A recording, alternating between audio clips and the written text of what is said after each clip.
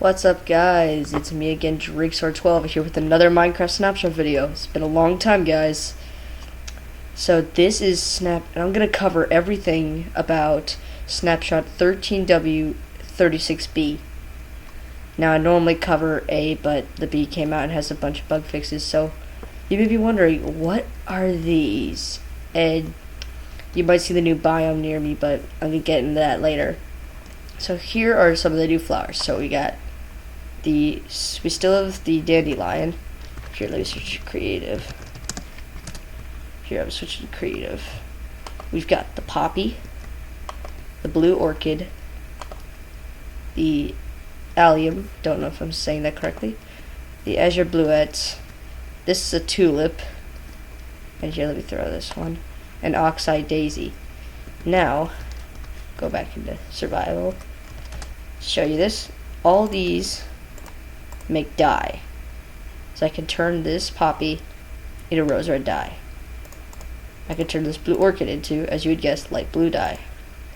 What's weird is, the poppy makes two, first of all, what's weird, the poppy makes rose red, I think they'll fix that, and it makes two of them. However, the blue orchid makes one light blue dye, not two. Same with the allium, makes magenta dye, so that's pretty cool. The reason there is a specifically red tulip or orange tulip is because there are multiple colored tulips. Here, let me show you the creative inventory. Yeah, I'm going to show you. Also, the decoration blocks has a new tab. So, see, peony. It's a bush. I'll get into that later. So yeah, there's a red tulip, orange tulip, white tulip, pink tulip. So those are the 4 kinds of tulips. So I got all the flowers. Now I'm going to grab the rose bush, large fern, double tall grass, and lilac, and peony as well. Here, let me get rid of this bone meal. Don't know why I have bone meal. Here, I'll plant them now. So here's a rose bush, a large fern, double tall grass, a lilac.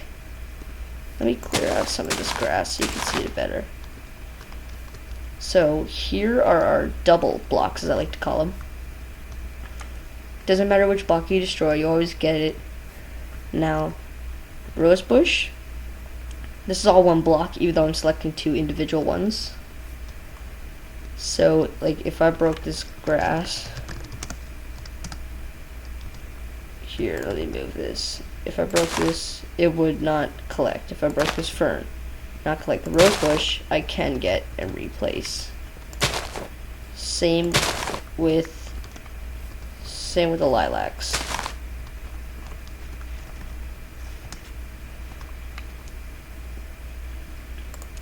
So now I got the peony now, and it works the same way as the other 2. It's just some. Now, if I'm right, let me check this. Yeah, it does make rose red dye. Peony makes pink dye. Lilacs make magenta dye. And large ferns make nothing. Not a big surprise.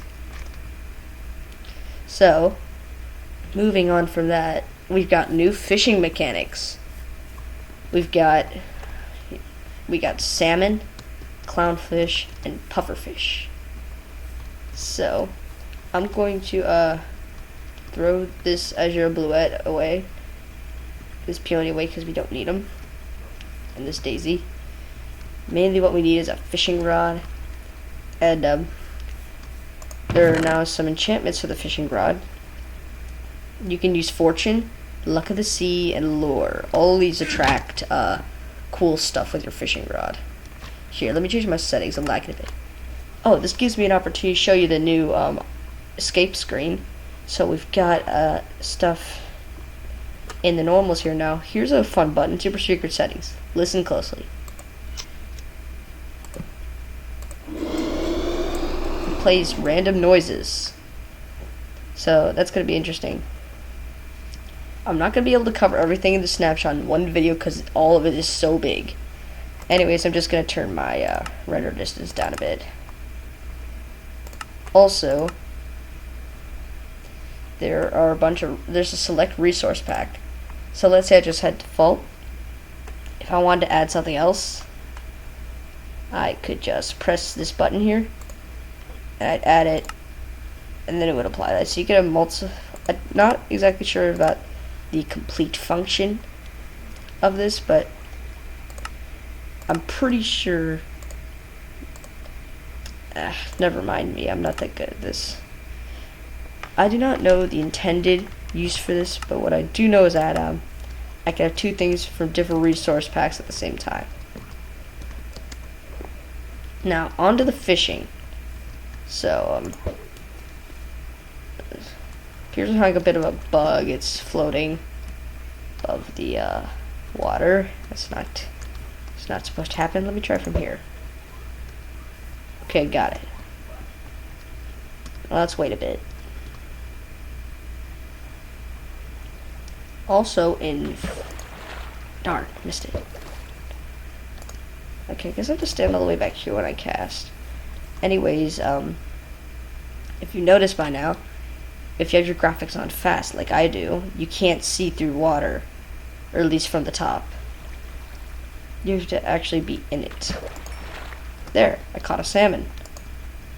Da-na-na-na. I'll shove that in my chest, but you can cook salmon. That's why it says raw. You can cook it. You cannot cook clownfish, and you cannot cook pufferfish. So I'm gonna run around a lot so I can show you what the pufferfish does, because it's got some nasty potion effects. Actually, just to make this faster, there's an easier way to get hungry.